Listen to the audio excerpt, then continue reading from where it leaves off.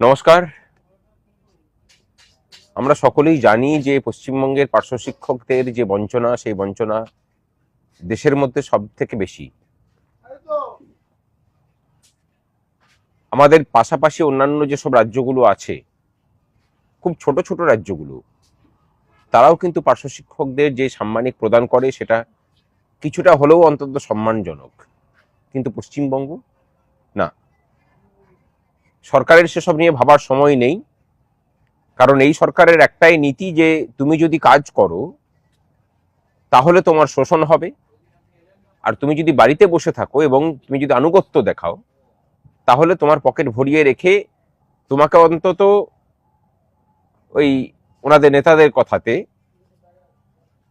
ধূম্রপান, গুটকা খাওয়া, বোতলের খরচাটা সরকার জুটিয়ে যাবে, এবং তার বিনিময়ে আপনাকে যেটা করতে হবে, আপনাকে আনুগত্য দেখিয়ে ভোটের বাক্সটা ভরিয়ে দিতে হবে।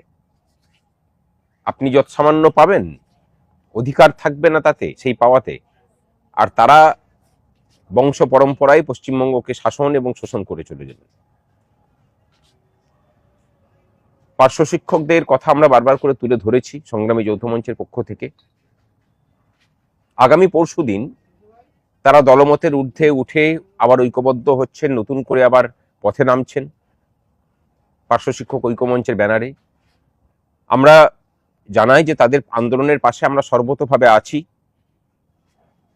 আমি এখানে শুধু একটা কথাই রাজ্যবাসীর জন্য উল্লেখ করি, যে একটা পিছিয়ে থাকা রাজ্য, আর্থিকভাবে একটা দুর্বল রাজ্য ত্রিপুরার মতো জায়গাতে ওখানকার প্রাথমিকের পার্শ্ব শিক্ষকরা 27,000 টাকা এবং উচ্চ প্রাথমিকের পার্শ্ব শিক্ষকরা 32,000 টাকা করে বেতন পান। আর পশ্চিমবঙ্গে সেটা কহতব্য নয়। প্রায় দীর্ঘ 7 বছর পরে 1,000 টাকা করে বেতন বাড়ানো হয়েছে পার্শ্ব শিক্ষক বন্ধুদের। এর বিরুদ্ধে প্রতিবাদটা কিন্তু শুধুমাত্র ওনারাই যদি করেন, তাহলে এই শোষণটা কিন্তু দুদিন পরে আপনার উপরেও নেমে আসবে। তাই প্রতিবাদে আপনাদের সকলের সহযোগিতা কাম্য, এবং রাজ্যের মানুষ তাদের এই প্রতিবাদের পাশে এসে দাঁড়ান।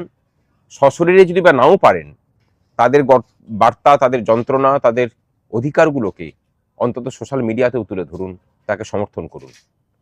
আগামী 27 তারিখ তারা পথে নামছেন। আমাদের পক্ষ থেকে সেই আন্দোলনের সাফল্য এবং শুভেচ্ছা রইল আন্দোলনের প্রতি।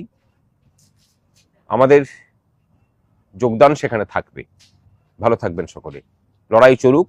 এই সরকারের বিরুদ্ধে লড়াইটা ততক্ষণই চালাতে হবে যতক্ষণ না দাবি আদায় হয়, অথবা একে পাল্টে দেওয়া যায়। আমার মনে হয় পাল্টালেই অনেক কিছু সমাধান হবে।